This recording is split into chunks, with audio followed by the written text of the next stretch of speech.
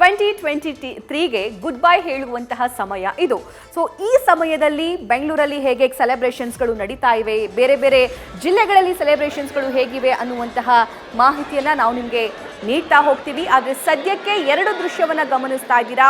ಒಂದು ಬ್ರಿಗೇಡ್ ರೋಡ್ನ ದೃಶ್ಯ ಆದರೆ ಮತ್ತೊಂದು ನೀವು ಮೈಸೂರಿನಲ್ಲಿ ಕೂಡ ಸೆಲೆಬ್ರೇಷನ್ಸ್ ಹೇಗಿದೆ ಅಂತ ಗಮನಿಸ್ತಾ ಇದ್ದೀರಾ. ಅರಮನೆಯನ್ನು ಕಂಪ್ಲೀಟ್ ಆಗಿ ಸಿಂಗಾರಗೊಳಿಸಲಾಗಿದೆ. ಮೈಸೂರಿನ ಬೀದಿ ಬೀದಿಯಲ್ಲೂ ಕೂಡ ಮೈಸೂರು ಅಂದ ತಕ್ಷಣ ಒಂದು ಅರಮನೆ, ಮತ್ತೊಂದು ಅಲ್ಲಿ ಬರುವಂತಹ ಆ ಸರ್ಕಲ್ಸ್ಗಳು, ಆ ಎಲ್ಲ ವೃತ್ತಗಳನ್ನು ದೀಪಾಲಂಕಾರದಿಂದ ಝಗಮಗಿಸುವಂತೆ ಮಾಡಿದ್ದಾರೆ. ಒಂದು ದಸರಾ ಸಂದರ್ಭದಲ್ಲಿ ಇಂತಹ ದೀಪಾಲಂಕಾರವನ್ನು ನೋಡ್ತೀವಿ, ಮತ್ತೊಂದು ನ್ಯೂ ಇಯರ್ ಸಂದರ್ಭದಲ್ಲೂ ಕೂಡ ಈ ದೀಪಾಲಂಕಾರವನ್ನು ನಾವು ಕಣ್ತುಂಬಿಕೊಳ್ಳಬಹುದು. ಕೇವಲ ಬೆಂಗಳೂರಲ್ಲಿ ಮಾತ್ರ ಜನಜಂಗುಳಿ ಇಲ್ಲ, ಮೈಸೂರಲ್ಲೂ ಕೂಡ ಸಾಕಷ್ಟು ಜನ ಸೇರಿದ್ದಾರೆ.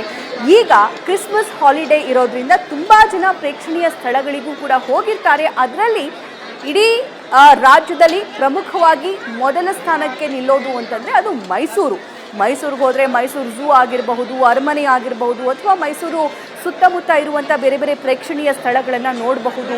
ಅದೇ ಸಂದರ್ಭದಲ್ಲಿ ನ್ಯೂ ಇಯರ್ ಕೂಡ ಬರುತ್ತೆ. ನ್ಯೂ ಇಯರ್ನೂ ಕೂಡ ನಾವು ಮೈಸೂರಲ್ಲಿ ಸೆಲೆಬ್ರೇಟ್ ಮಾಡಬಹುದು ಅಂತ ಹೇಳಿ ಬೇರೆ ಬೇರೆ ಜಿಲ್ಲೆಗಳಿಂದ ಸಾಕಷ್ಟು ಪ್ರವಾಸಿಗರು ಅಲ್ಲಿಗೆ ಹೋಗಿರ್ತಾರೆ. ಆ ಪ್ರವಾಸಿಗರ ಮುಖದಲ್ಲಿ ಮಂದಹಾಸ, ಸಂತೋಷ ಎಲ್ಲವನ್ನು ಕೂಡ ಈ ಸಂದರ್ಭದಲ್ಲಿ ನಾವು ಗಮನಿಸಬಹುದಾಗಿದೆ. ಮತ್ತೊಂದು ಕಡೆ 7:19 ಆಗಿದೆ ಟೈಮು. ಮಧ್ಯರಾತ್ರಿ 2 ಗಂಟೆ 1 ಗಂಟೆವರೆಗೂ ಕೂಡ ಬೆಂಗಳೂರಲ್ಲಿ ಸೆಲೆಬ್ರೇಷನ್ಸ್ ಇರುತ್ತೆ.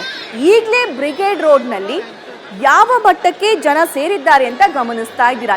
ಈಗ ಮೈಸೂರಲ್ಲಿ ಝಗಮಗಿಸುವಂತಹ ಆ ಲೈಟಿಂಗ್ಗಳ ಚಿತ್ತಾರದ ಮಧ್ಯದಿಂದ ನಮ್ಮ ಪ್ರತಿನಿಧಿ ರವಿ ಪಾಂಡೋಪುರ ಮತ್ತಷ್ಟು ಲೈವ್ ಡೀಟೇಲ್ಸ್ ನೀಡ್ತಾರೆ. ರವಿ, ಕೇವಲ ಬೆಂಗಳೂರು ಮಾತ್ರವಲ್ಲ, ನ್ಯೂ ಇಯರ್ ಅಂದ ತಕ್ಷಣ ಮೈಸೂರಿಗೂ ಕೂಡ ಸಾಕಷ್ಟು ಪ್ರವಾಸಿಗರು ಬರ್ತಾರೆ.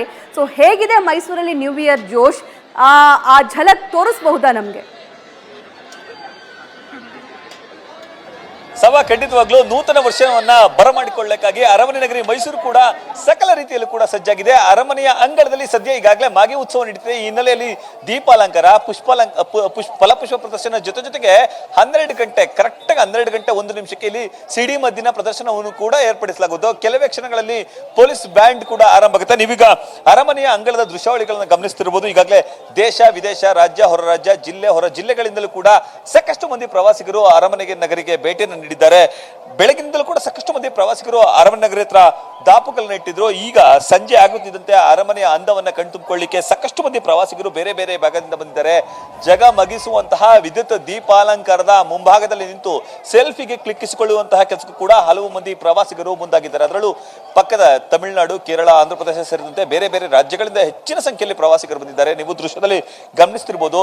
ಹೊಸ ವರ್ಷದ ಸಂಭ್ರಮಾಚರಣೆಯನ್ನ ಅರಮನೆ ನಗರಿ ಮೈಸೂರಿನಲ್ಲಿ ಆಚರಿಸುವ ಉದ್ದೇಶದಿಂದಾಗಿ ಬೇರೆ ಬೇರೆ ರಾಜ್ಯಗಳಿಂದ ಬಂದಿರುವಂತರು ಅರಮನೆಯ ಮುಂಭಾಗದಲ್ಲಿ ನಿಂತು ಸೆಲ್ಫಿಗೆ ಪೋಸ್ ಅನ್ನು ಕೊಡುವಂತ ಕೆಲಸಕ್ಕೆ ಮುಂದಾಗ್ತಿದ್ದಾರೆ. ಇನ್ನು ಅರಮನೆಯ ಅಂಗಳದಲ್ಲಿ ಮಾಗಿ ಉತ್ಸವ ನಡೀತಿದೆ. ಡಿಸೆಂಬರ್ 22ರಿಂದಲೇ ಅರಮನೆ ನಗರಿಗೆ ಪ್ರವಾಸಿಗರನ್ನ ಸೆಳೆಯುವ ಉದ್ದೇಶದಿಂದ ಮಾಗಿ ಉತ್ಸವವನ್ನು ಆಯೋಜನೆ ಮಾಡಲಾಗಿದ್ದು, ಇಲ್ಲಿ ಫಲಪುಷ್ಪ ಪ್ರದರ್ಶನವನ್ನು ಕೂಡ ಆಯೋಜನೆ ಮಾಡಲಾಗಿದೆ. ಇನ್ನು ಫಲಪುಷ್ಪ ಪ್ರದರ್ಶನದಲ್ಲಿ ಪ್ರಮುಖವಾಗಿ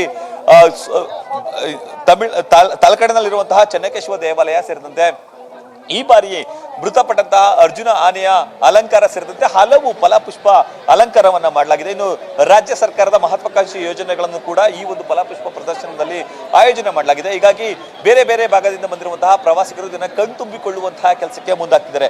ಸಾಮಾನ್ಯವಾಗಿ ಬೇರೆ ಬೇರೆ ಭಾಗಗಳಲ್ಲಿ ಹೊಸ ವರ್ಷವನ್ನ ಪಾಶ್ಚಿಮಾತ್ಯ ರೀತಿಯಲ್ಲಿ ಆಚರಿಸಿದ್ರೆ, ಅರಮನೆ ನಗರಿ ಮೈಸೂರಿನಲ್ಲಿ ಸಾಂಸ್ಕೃತಿಕ ನಗರಿಯಲ್ಲಿ ಸಂಸ್ಕೃತಿಗೆ ತಕ್ಕಂತೆ ಆಚರಣೆ ಮಾಡೋದು ಪ್ರತಿ ವರ್ಷ ರೂಢಿ. ಅದೇ ರೀತಿ ಈ ವರ್ಷವೂ ಕೂಡ ಅರಮನೆಯ ಅಂಗಳದಲ್ಲಿ ಇನ್ನೇನು ಕೆಲವೇ ಕ್ಷಣಗಳಲ್ಲಿ ಪೊಲೀಸ್ ಬ್ಯಾಂಡ್ ಆರಂಭ ಆಗಲಿದೆ.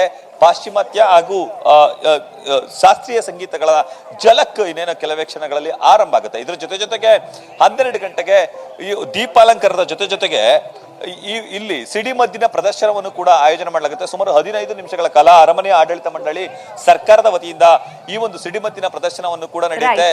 ಹಾಗಾಗಿ ಇದನ್ನ ಕಣ್ತುಂಬಿಕೊಳ್ಳಿಕ್ಕೆ ಅರಮನೆ ಅಂಗಳಕ್ಕೆ ಈಗಾಗಲೇ ಸಾವಿರಾರು ಮಂದಿ ಪ್ರವಾಸಿಗರು ಆಗಮಿಸಿದ್ದಾರೆ. ಕೇವಲ ನಾಡಹಬ್ಬ ದಸರಾ ಮಹೋತ್ಸವ ಅಷ್ಟೇ ಅಲ್ಲ, ಅರಮನೆ ಅಂಗಳಕ್ಕೆ ಇವತ್ತು ಕೂಡ ಹೆಚ್ಚಿನ ಸಂಖ್ಯೆಯಲ್ಲಿ ಪ್ರವಾಸಿಗರು ಬಂದಿದ್ದು ಅರಮನೆಯ ಅಂದವನ್ನ ಕಣ್ತುಂಬಿಕೊಳ್ಳುವುದರ ಜೊತೆಗೆ ಹೊಸ ವರ್ಷವನ್ನು ಕೂಡ ಸ್ವಾಗತ ಮಾಡಲಿಕ್ಕೆ ಸಜ್ಜಾಗ್ತಿದ್ದಾರೆ. ಸಭಾ ರೈಟ್ ರವಿ, ಧನ್ಯವಾದ ಡೀಟೇಲ್ಸ್ ಗಾಗಿ. ನ್ಯೂಸ್ ಫಸ್ಟ್ ನಿರ್ಭೀತಿಯಿಂದ ನಿಮ್ಮ ಪರವಾಗಿ.